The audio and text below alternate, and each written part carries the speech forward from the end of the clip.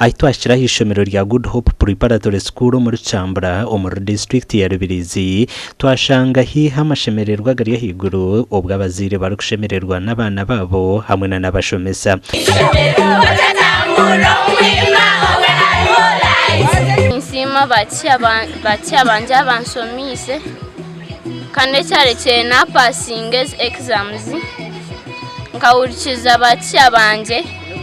nashaba ruhanga nyambe nyirem 7 aggregates kandi insima basomesa banje n'abazire banje na mnonga bakrastica banje na director abeje 39 biziro mu idara ryo kubanza kandi umwe wenka yiziro mu idara rya kabiri Benyina beje 20 nahandikise kandi 39 bizoro first grade omwizo mu second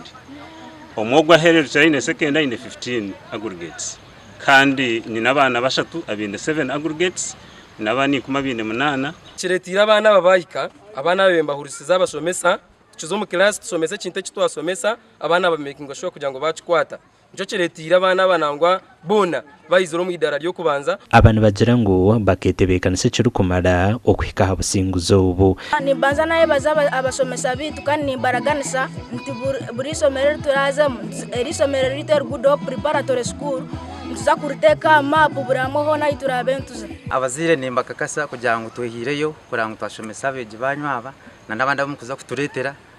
nimbakora kugira ngo mutongera abana tubashomese tine kitari yishomera aha amakuru agagasha kwa Onesimus Ndianabo.